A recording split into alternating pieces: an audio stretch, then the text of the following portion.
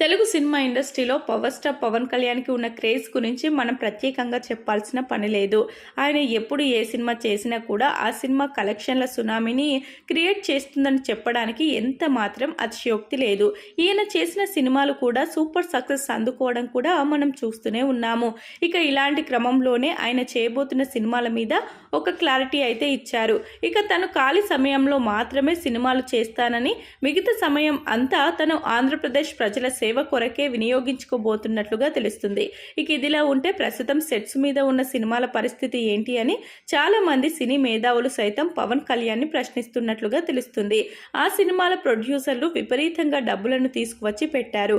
మరి వాటికి డబ్బులు విపరీతంగా పెరిగిపోతున్నాయి. సినిమా లేట్ అయితే వచ్చిన లాభాలు మొత్తం వడ్డీలకే పోతాయి. కాబట్టి వాళ్ళు చాలా ఇబ్బందుల్లో ఉన్నారని గుర్తించి పవన్ కళ్యాణ్ ఒక సొల్యూషన్ ఇస్తే బాగుంటుంది. ఆయన బిజీగా ఉన్నా కూడా కనీసం సెట్స్ మీద ఉన్న సినిమాలను ఆయన ముందుగా పూర్తి చేసి ఆ తర్వాత సంవత్సరానికి ఒక సినిమా అయినా, లేదంటే 2 సంవత్సరాలకు ఒక సినిమా అయినా, ఏదో ఒక క్లారిటీ మెయింటైన్ చేసుకుంటూ వెళ్తే బాగుంటుందని వాళ్ళ అభిప్రాయాలను తెలియజేస్తున్నారు. ఇక మొత్తానికైతే పవన్ కళ్యాణ్ సినిమాలు చేస్తారనే క్లారిటీ ఉంది. కానీ ఆయన సినిమాలు ఎప్పుడు రిలీజ్ అవుతాయనే దాని మీదనే సర్వత్రా ఆసక్తి అయితే నెలకొంది. ఇక ఈ సంవత్సరం అయితే ఆయన సినిమాలు ఒకటి కూడా వచ్చే అవకాశాలు లేనట్లుగా తెలుస్తుంది.